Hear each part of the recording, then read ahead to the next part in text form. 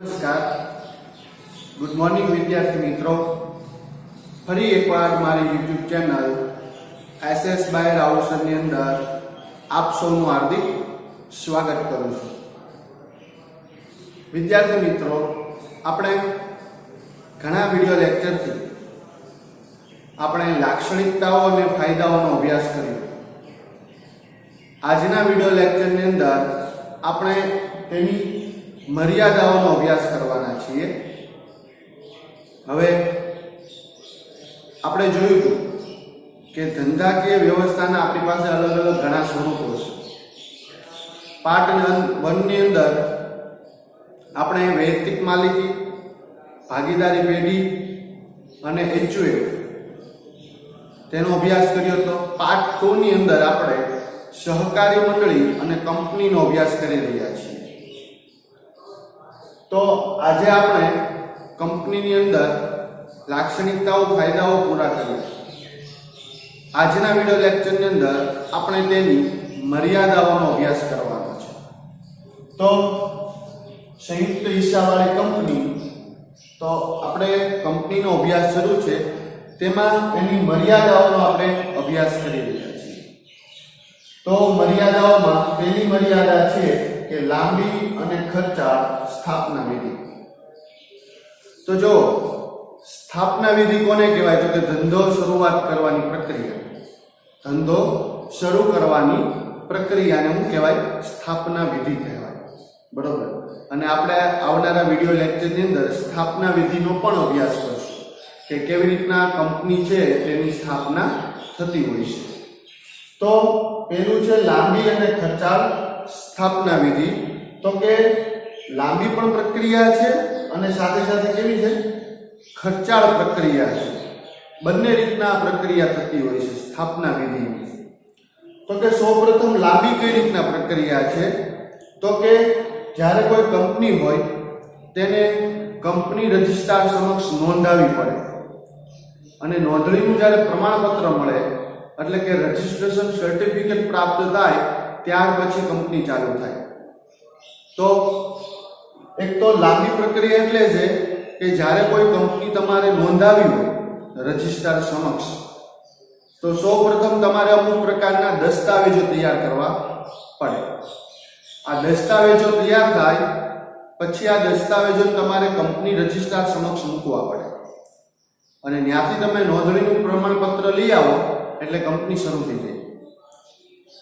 તો તમારે બે મુખ્ય દસ્તાવેજો, આવેદનપત્ર અને નિયમનપત્ર, જે આપણે ગયા વિડિયો લેક્ચરમાં ચર્ચા કરી હતી અને હજી આવનારા વિડિયોમાં ચર્ચા કરશું.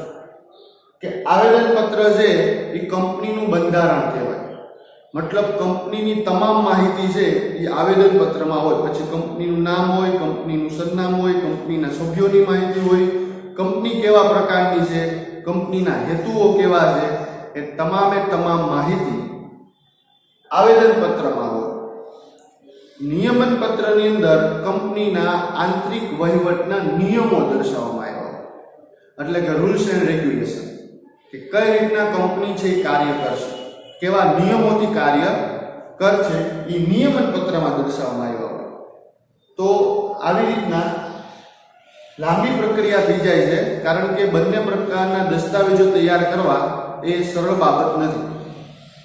આવેદનપત્ર અને નિયમનપત્ર, એટલે સૌ પ્રથમ તો આ બંને મુખ્ય દસ્તાવેજો છે તે તૈયાર કરવામાં લાંબો સમયગાળો વયા જાય છે. અને આ બંને જે દસ્તાવેજો છે તેને તૈયાર કરવા માટે એક્સપર્ટ લોકો જોઈએ, એટલે કે નિષ્ણાંત લોકો જોઈએ. નિષ્ણાંત લોકોની મદદથી આ બંને પ્રકારના દસ્તાવેજો તૈયાર કરવામાં આવે. ત્યાર પછી આ દસ્તાવેજો છે એને રજિસ્ટ્રાર સમક્ષ મૂકીને નોંધણી મેળવવામાં આવે. એટલા માટે એમ કહેવાય કે આ પ્રક્રિયા કેવી છે? લાંબી પ્રક્રિયા માનવામાં આવે છે. તો બીજું એમ કીધું છે કે ખર્ચાળ પ્રક્રિયા છે.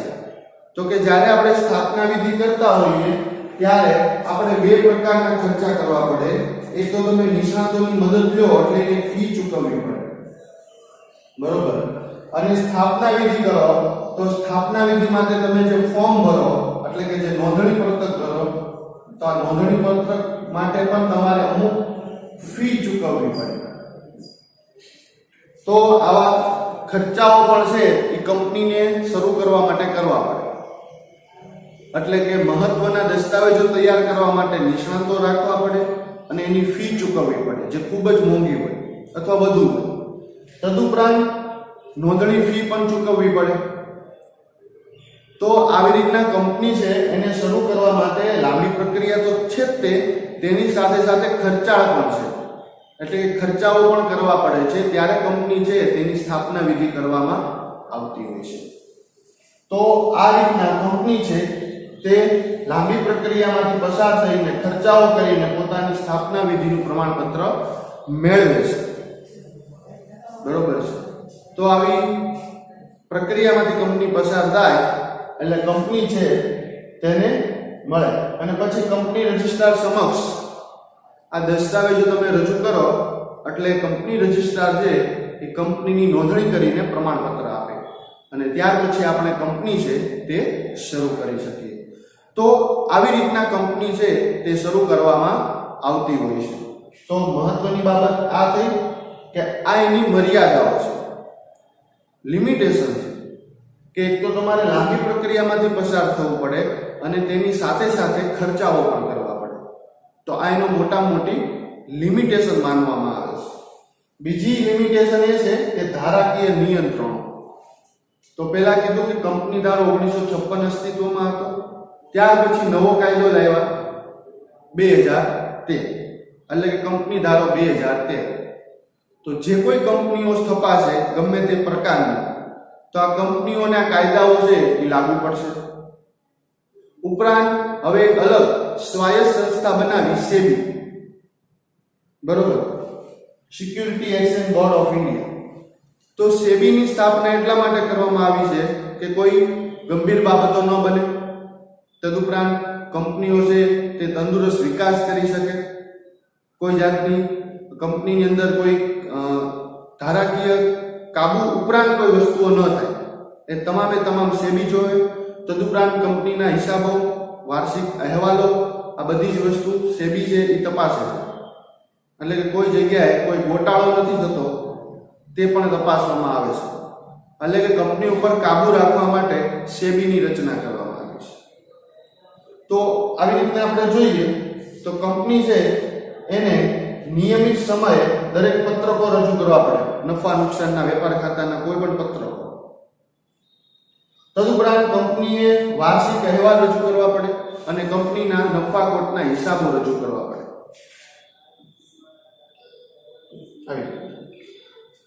તો આ બધું નિયમિત સમયે કરવું પડે, કારણ કે એની ઉપર ધારાકીય નિયંત્રણ એટલે કાબુ, એક કાયદાનો કાબુ છે.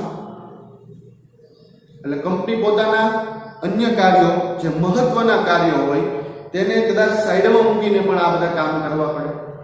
આ પણ એની એક લિમિટેશન માનવામાં આવે છે કે ભાઈ કંપની છે તેને નિયમિત સમયે આ દરેક વસ્તુ રજૂ કરી નાખવી પડે.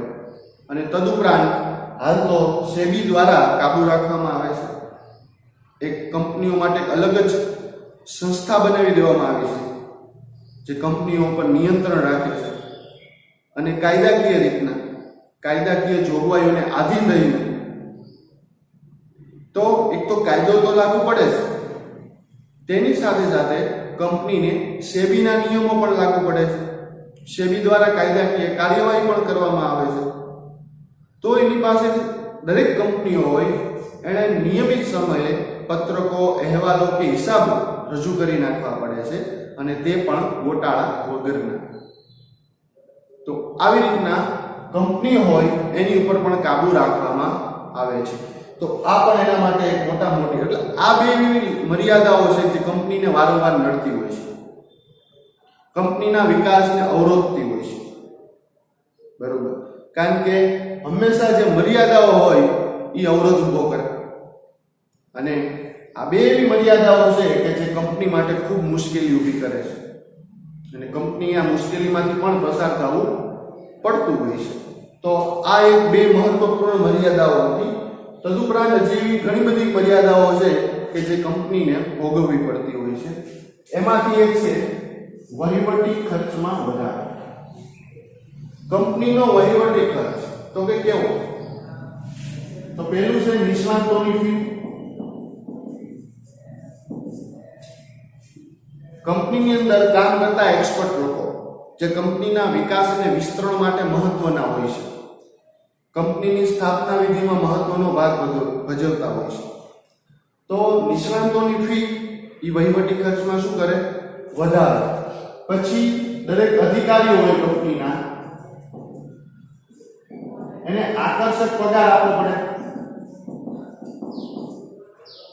તો આકર્ષક પગાર એટલે મોટો પગાર. તો આ પણ વહીવટી ખર્ચમાં શું કરે? વધારો કરે.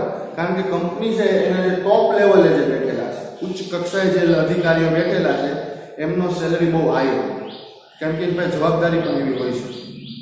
તો જે અધિકારીઓ બેસાડવામાં આવ્યા છે એને આકર્ષક પગાર એટલે કે ખૂબ ઊંચો પગાર છે એ ચૂકવવામાં આવતો હોય છે.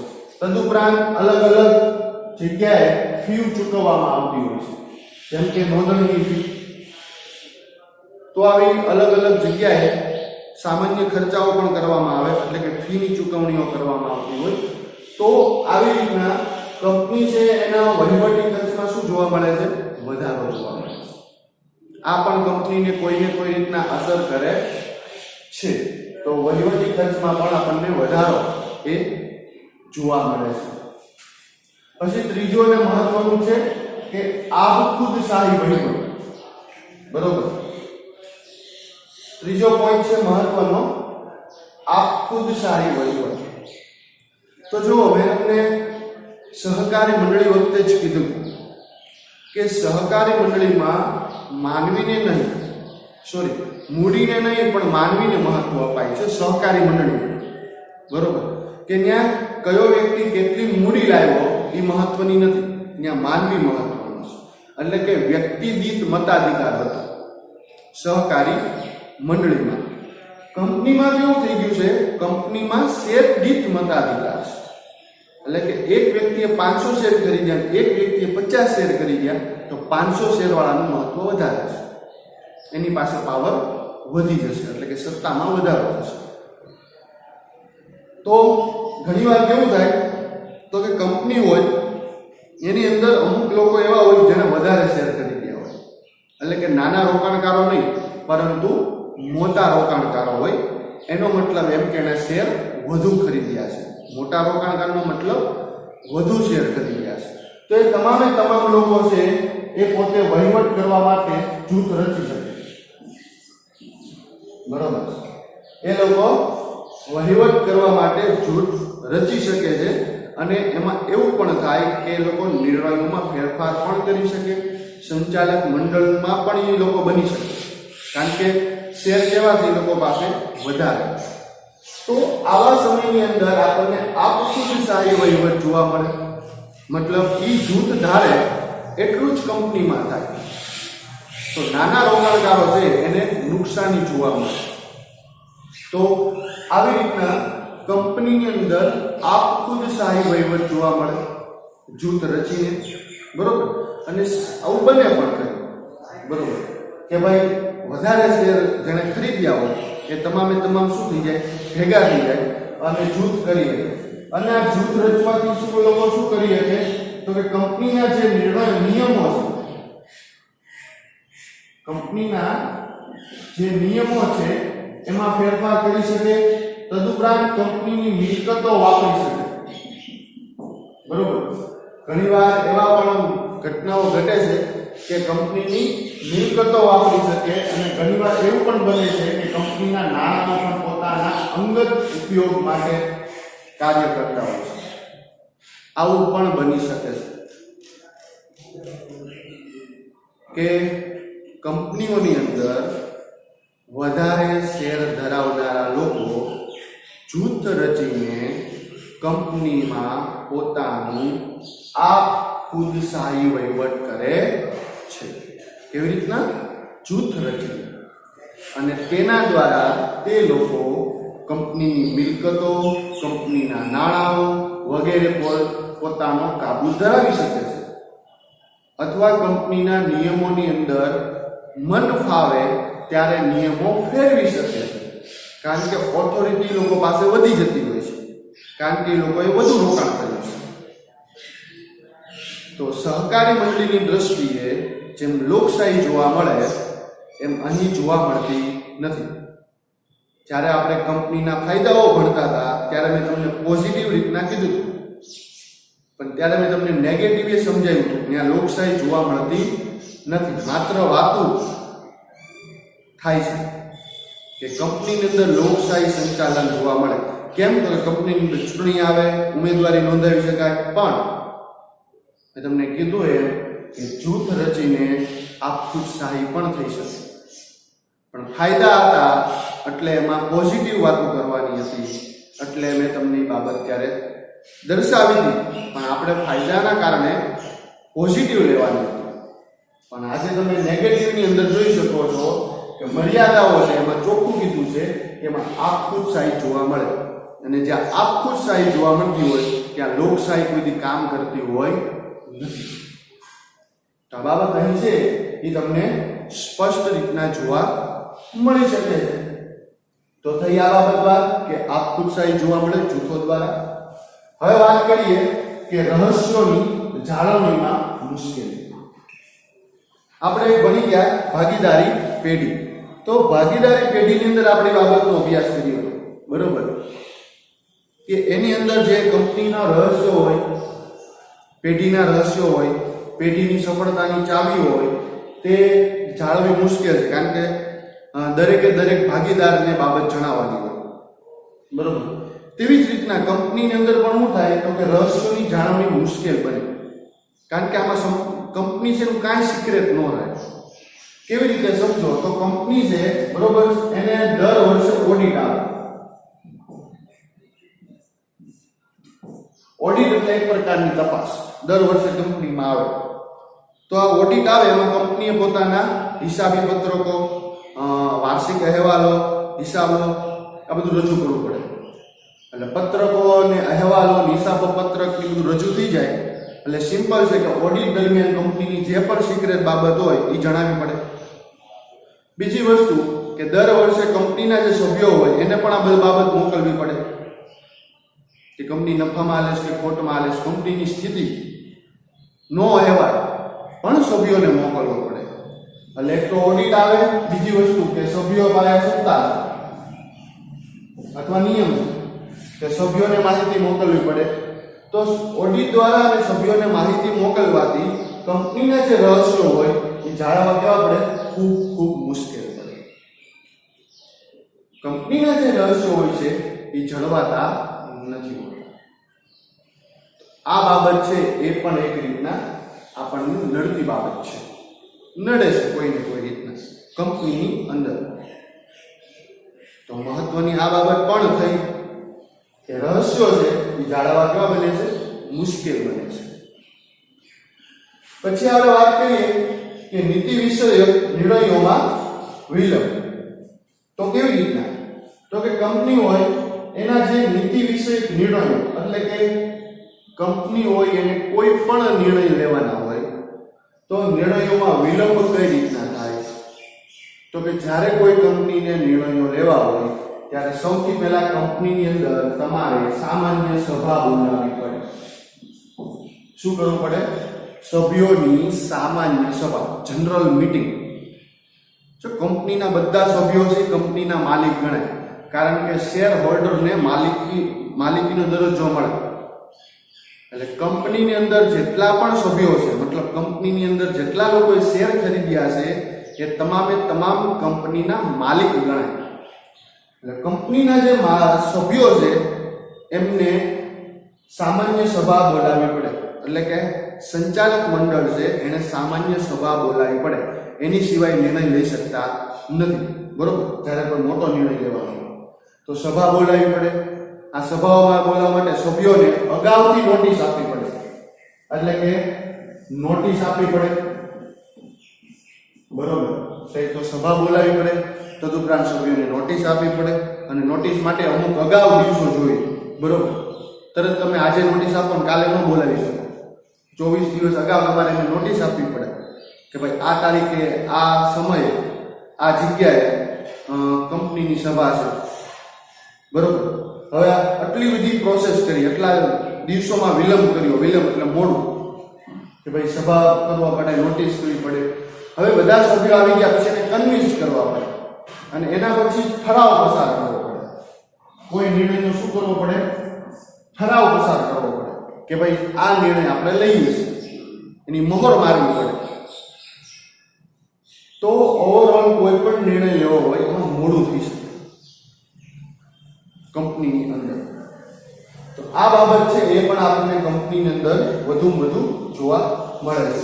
એટલે સભા, નોટિસ અને ઠરાવ ત્યાર પછી છે એ કોઈ નિર્ણય લઈ શકાય છે. એટલે એમ કહેવાય કે નિર્ણયો લેવામાં શું થાય છે?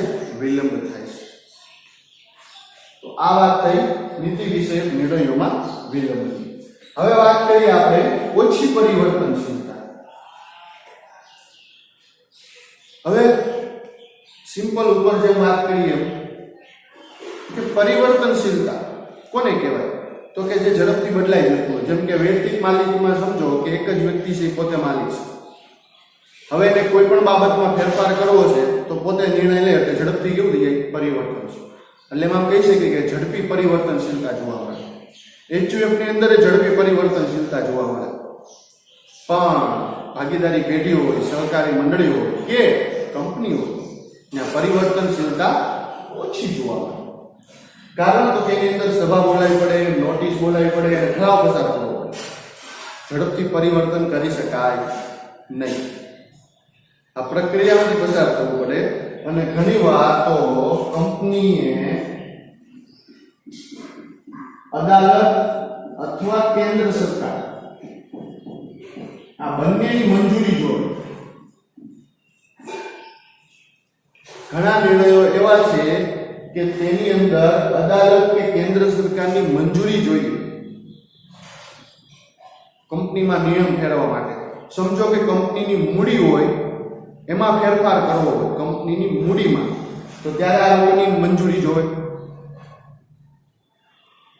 તો આવી રીતના જે કાંઈ પરિવર્તનશીલતા છે એમાં લાંબો સમયગાળો લાગે છે. એટલે એમ કહેવાય કે પરિવર્તનશીલતા છે પણ કેવી છે? ઓછી છે. લાંબા ગાળે પરિવર્તન થાય છે, સમય લાગે છે. તો આ રીતના આપણે જોઈએ તો કંપનીની અંદર પરિવર્તનશીલતા ઓછી જોવા મળે છે. પછી વાત કરીએ તો કે સત્તા છોડીને ઉત્તેજન મળે. તો જુઓ, કંપનીની અંદર આ બાબત બહુ સ્પષ્ટ છે. અથવા એમ કહેવાય કે જે શેર બજાર છે, આ શેર બજારને હાલમાં એમ કહેવાય છે કે સટ્ટા બજાર તરીકે ઓળખવામાં આવે. એક પ્રકારનું સટ્ટા બજાર છે. કારણ કે શેરને મહત્વ વધારે છે, માનવીને નહીં. મૂડીને મહત્વ હોવાથી ગમે તેવા ફેરફારો મૂડી જેની પાસે વધુ છે એ કરી શકે છે. તો અહીં આપણે પણ જોઈ શકીએ કે જે શેર બજાર છે એને સટ્ટા બજાર પણ કહેવાય. કેવી રીતે? તો કે એ લોકો ગમે ત્યારે ધારે ત્યારે શેરની રકમ વધુ લઈ જાય અને ગમે ત્યારે ધારે ત્યારે શેરની રકમ ઓછી કરી નાખે. તો આવી રીતના એમ કહેવાય કે સટ્ટાખોરી છે એ તમને શેર બજારમાં જોવા મળે. બહુ ગંભીર બાબત છે, પણ આ વસ્તુ રિયાલિટી પણ છે. આ સત્ય બાબત છે. કંપનીઓ હોય ત્યાં હંમેશા શેર બજાર કામ કરે. એટલે કંપનીઓ હોય ત્યાં શેર બજાર હોવાથી શેર બજારમાં સટ્ટાખોરી જોવા મળે. શેરનો ભાવ ગમે ત્યારે ઊંચો પણ જઈ શકે અને શેરનો ભાવ ગમે ત્યારે ડાઉન પણ થઈ શકે. અપડાઉન કરવા માટે સંચાલક મંડળના હાથમાં પાવર છે. અને આવા સમયે શું થાય? તો કે નાના રોકાણકારો હોય એને નુકસાની થાય. કેવી રીતે? તો કે નાના રોકાણકારો હોય એને સમજો કે 20 રૂપિયાનો શેર ખરીદો, એક શેર 20 રૂપિયા. હવે વધુ રોકાણકારો એટલે કે જેની પાસે શેર વધુ છે એને એવું કર્યું શેરની ભાવ ઘટાડી દીધો. એટલે કે 20 રૂપિયાનો શેર 15 રૂપિયાનો થઈ ગયો. તો આમાં તો એવું હોય કે શેરનો ભાવ 20 થી 22 થાય તો નાના રોકાણકારને ફાયદો છે, 2 રૂપિયા મળે છે, કમાણી થાય. પરંતુ અહીંયા એનો 20 રૂપિયાના શેરમાં રોક્યા, મળ્યા 15 રૂપિયા, એટલે કે 5 રૂપિયાની ને નુકસાની થઈ એક શેર. આવા તમે કેટલાય ખરીદી આવો. તો આવી રીતના શેર બજાર છે એને સટ્ટા બજાર તરીકે પણ ઓળખવામાં આવે એટલે સત્તાખોરીને ઉત્તેજન મળે, એટલે કે પ્રોત્સાહન મળે, અને આવું થઈ શકે છે અને થાય પણ છે. બરોબર, આ પરિસ્થિતિ આપણને જોવા પણ મળે છે. પછી છે સમાજને ગેરફાયદો. તો કે જો કેવી રીતના સમાજને ગેરફાયદો થાય, તો કે કામદારો હોય એ ઘણીવાર હડતાલો પાડે અથવા તાળાબંધી આપણને જોવા મળે. તો કામદારો દ્વારા જે હડતાલો પડે છે તેનાથી સમાજને ગેરફાયદો થાય, કારણ કે ઉત્પાદન ઘટી જાય. અને સિમ્પલ નિયમ છે કે ઉત્પાદન ઘટે એટલે કોઈ પણ વસ્તુ છે એની અછત સર્જાય અને પરિણામે કિંમત વધે, અને કિંમતમાં વધારો થવાથી સમાજનું શું થાય, શોષણ થાય, ગેરફાયદો થાય. અથવા તાળાબંધીથી શું થાય, તો કંપનીની અંદર ઉત્પાદન થતું બંધ થઈ જાય. બજારની અંદર જે વસ્તુની જરૂરિયાત છે એનું ઉત્પાદન થતું બંધ થઈ ગયું એટલે સિમ્પલ નિયમ છે કે એ વસ્તુની બજારમાં શું સર્જાય, અછત. માંગ વધુ હોય અને પુરવઠો ઓછો હોય તો એવા સમયમાં હંમેશા કિંમત વધે, અને આવી રીતના કિંમતમાં વધારો થાય એટલે હંમેશા તમે જોઈ શકો છો કે સમાજ હોય એને ગેરફાયદો થાય. તો આ છે કંપનીની અલગ અલગ ગંભીર મર્યાદાઓ. એટલે રાષ્ટ્ર અને સમાજને જેમ ફાયદો થાય છે એમ ક્યારેક ક્યારેક એની મર્યાદાઓ એ પણ દર્શાવે છે કે ક્યારેક ક્યારેક સમાજ હોય એનામાં ગેરફાયદો પણ આપણને જોવા મળી શકે છે. તો આવી રીતના કંપની છે તેની અંદર આપણને આવી અલગ અલગ મર્યાદાઓ છે તેનો પણ આપણને અલગ અલગ સમયે સ્વરૂપ જોવા મળે છે, પરિસ્થિતિ જોવા મળતી હોય છે. તો વિદ્યાર્થી મિત્રો, આજના વિડિયો લેક્ચરની અંદર વિશેષ રીતના બાબત હતી જેનો આપણે વિગતવાર અભ્યાસ પણ કર્યો, બાબત પણ જોઈ, અને એના આધારે આપણને ખ્યાલ આવ્યો કે કંપનીની કેવી કેવી મર્યાદાઓ હોય છે જેનાથી કંપનીને ગુજરવું પડતું હોય છે. કદાચ ભવિષ્યની અંદર આપણે પણ કંપનીની સ્થાપના કરીએ તો આ એવી બાબતો છે કે જે આપણને સમયે સમયે જોવા મળે. આવી પરિસ્થિતિ આપણે પણ આવી શકે જો કંપની ધરાવતા હોઈએ તો, અને સામનો પણ કરવો પડે. હવે મર્યાદાઓ હોય છે તો મર્યાદાઓથી કંપની ઊભી નથી રહી જતી, એનો વિકાસ અટકી નથી જતો. અવરોધ આવે પણ અવરોધ છે એનું પણ નિવારણ લાવી કંપની આગળ વધે જ છે. પણ જ્યારે આપણે કંપનીના ફાયદાઓનો અભ્યાસ કરતા હોય તો ત્યારે હંમેશા એના મર્યાદાઓ છે એની પણ જાણકારી હોવી જોઈએ. તેનાથી આપણને બાબત સ્પષ્ટ થાય કે આ સ્વરૂપ કેટલું આપણા માટે ફાયદાકારક છે, અથવા જ્યારે આપણે આ સ્વરૂપ ધારણ કરીએ ત્યારે આવા પ્રકારના પ્રોબ્લેમ ફેસઓફ કરવા પડે. તો આજના વિડિયો લેક્ચરની અંદર આપણે ખૂબ જ સારી એવી મર્યાદાઓનો વિગતવાર અભ્યાસ કર્યો. દરેક મર્યાદાઓને મેં ટૂંકમાં અને સારી રીતે સમજાવવાનો પ્રયાસ કર્યો છે.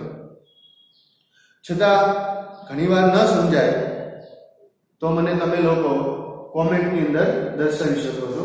જેમ કે ગયા વિડિયો લેક્ચરની અંદર એક કોમેન્ટ આવી હતી કે સભ્યોનો દરજ્જો નામનો પોઈન્ટ છે એનો સમજાવો. બરોબર, તો મેં એનો કોમેન્ટની અંદર વિગતવાર જવાબ આપેલો છે, લાંબી કોમેન્ટ લખેલી છે. તો આવી રીતના કોઈને કોઈ રીતના તમને હું સરળ રીતના સમજાવવાનો પ્રયાસ કરીશ. બરોબર, ખરેખર સભ્યનો દરજ્જો એટલે હેસિયત થાય કે ભાઈ સભ્ય છે કંપનીમાં શું હેસિયત ધરાવે છે. તો કે સિમ્પલ છે કે એ કંપની વતી કોઈ આરે કરાર નથી કરી શકતી, કંપની એનાથી અલગ છે. એટલે કંપની વતી કરાર ન છે કે આ કંપની મારી છે હું કરાર કરી નાખું, એ નથી કરી શકતી. બીજું કે એ કોઈ ગેરવર્તણૂક કરે છે તો એની અસર કંપની નથી, આ એનો દરજ્જો છે. આજે કોઈ એની અસર છે નકારાત્મક તો એ અસર કંપનીમાં થશે નહીં, કારણ કે કંપની અને સભ્યો અલગ અલગ છે, આ દરજ્જો છે. તો આ મેં કોમેન્ટ બોક્સની અંદર એમને સમજાવવાનો પ્રયાસ કર્યો અને સમજાવ્યો. તો જે કોઈ કદાચ વિદ્યાર્થી હોય એને અમુક બાબત ગળે ન ઉતરતી હોય, ન સમજાતી હોય, મગજમાં ન બેસતી હોય તો મને તમે કોમેન્ટ બોક્સની અંદર જણાવી શકો છો. તો આજના વિડિયો લેક્ચરની અંદર આપણે આની મર્યાદાઓનો અભ્યાસ કર્યો છે. આવતા વિડિયો લેક્ચરની અંદર આપણે કંપનીના પ્રકારો સમજશું.